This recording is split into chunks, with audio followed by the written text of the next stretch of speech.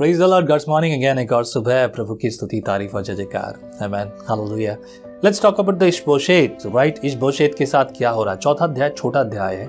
कोशिश करूंगा कि आपको जल्द से बात करूं, 10 मिनट में पूरी करूंगा। लेकिन एक जरूरी बात, हमने देखा अब्नेर की हत्या हो गई है और उसके लिए दाऊद परेशान है।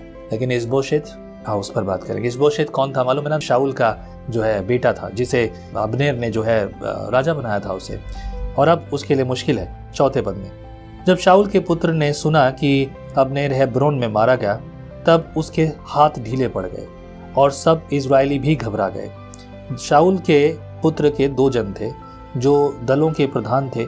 एक का नाम बाना और दूसरे का नाम रेकाब था।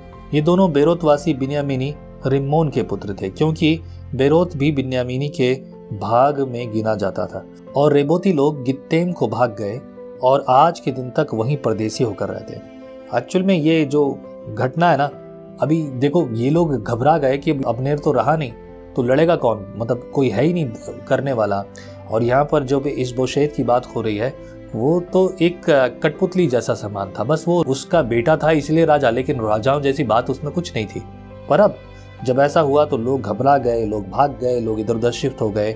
चौथे पद में, शाऊल के पुत्र योनातन के एक लंगड़ा बेटा था। जब यिज्रेल से शाऊल और योनातन का समाचार आया, तब वह 5 वर्ष का था। उस समय उसकी दाई उसे उठाकर भागी और उसके उतावली से भागने के कारण वह गिर के लंगड़ा हो गया। उसका नाम मपीबोशेत था। अब मपीबोशेत के बारे में हमने पढ़ा था। मपीबोशेत के दोनों पैर जो है टेढ़े थे। यहाँ पर सीधा कारण है। कारण क्या है कि जब उसकी दाई को जब पता चला कि भाई शाऊल मारा गया, तो उसे लेकर भागी। अब ये बात आपको पता है, इतिहास आप जानते हैं कि जब भी कभी ऐसी घटनाएं होती थी, जब राजा मारा गया तो प्रजा भी मुसीबत में पड़ जाती थी। लोग आते थे, नरसंहार करते थे, लूटते थे, बलात्कार करते थे, बंधुआ बना के ले जाते थे और अपनी मर्जी से उनको अपने तरीके से इस्तेमाल करते कि वो उनके गुलाम ठहरते। मैंने कहा था ना, राजा मजबूत है तो प्रजा भी मजबूत होगी, राजा भी नहीं है तो कुछ भी नहीं बचा। लेकिन यहाँ ऐसा नहीं हुआ था। पर फिर भी अभी एक बात थी, असल में ना हुआ उसके पीछे भी कारण था, क्योंकि इजराइल कोई छोटा मोटा नहीं था। इजराइल की बड़ी सामर्थ थी। इजराइल बहुत बड़े एरिया में फैला हुआ था। शाऊल के मरने से इजराइल को बहुत बड़ा फर्क नहीं पड़ा। अगर शाऊल के घराने से या उस जगह से तो दूसरे कबीले आकर, जो कि 12 गोत्रों में से आकर उनको मदद करते, वो समय था।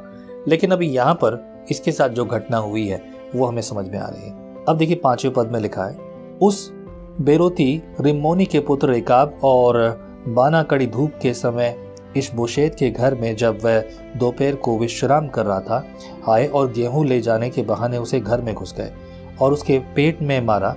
तब रेबेका और उसका भाई बाना भाग निकले। जब वे घर में घुसे और वह सोने की कोठरी में चारपाई पर सो रहा था, तब उन्होंने उसे मार डाला और उसका सिर काट लिया और उसका सिर लेकर रातों रात अराबा के मार्ग से चले।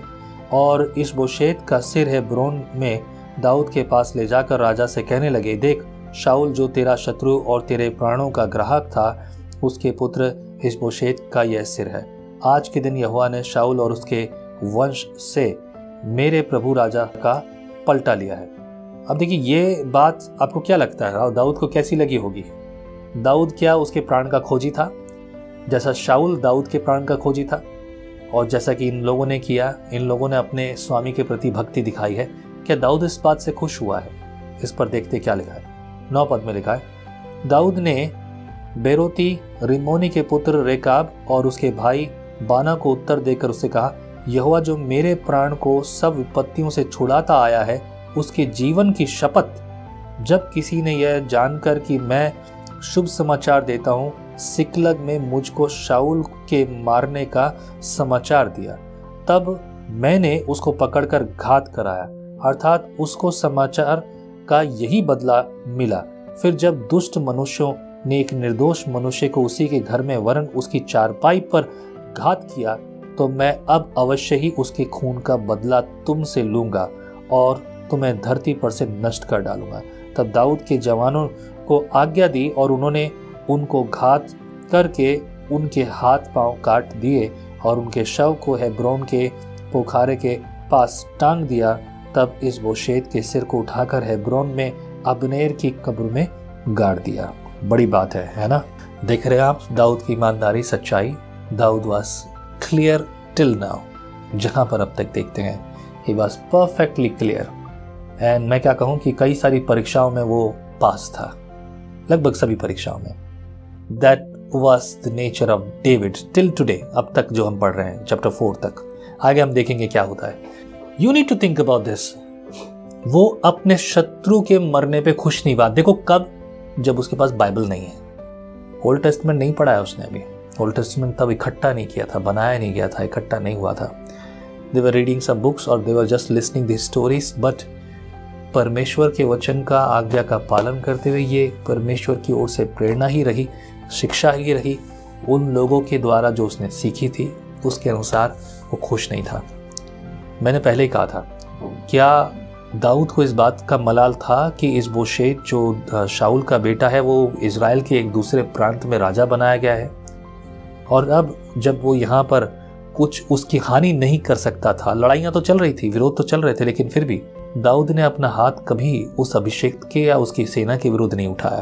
कोई भी आपका विरोधी हो या आपको तंग करने वाला या आपको निराश करने वाला कुछ भी हो, ऐसी परिस्थिति में भी अगर आप ईमानदारी से, सच्चाई से उसके सामने खड़े हैं और आप उसका विरोध नहीं करते, आप उसकी हानि पर खुश नहीं होते, तो मेरे प्रियो, ब्लेसिंग्स फॉर यू। मेरे प्रभु परमेश्वर, तेरी भलाई, तेरी करुणा, तेरी कृपा, तेरी आशीष प्रभु इन पर, इनके परिवार पर हो। छूले, बल दे, आत्मा का बल दे प्रभु। नई सामर्थ, नई आशीषें, नई ऊंचाइयां प्रभु, नई बातें प्रभु इनके जीवन में कर। तेरे वचन को पहला स्थान दे, तुझ में चले और तेरे द्वारा चले। बुराइयों को दूर कर, भलाइयों से आगे भर दे प्रभु। हमारी प्रार्थना सुनने के लिए धन्यवाद। मसीह यीशु के नाम में मांगता हूँ, आमीन। Praise the Lord. जय मसीह की। प्रभु आपको आशीष करे, नई नई आशीषों से भर दे। Praise the Lord.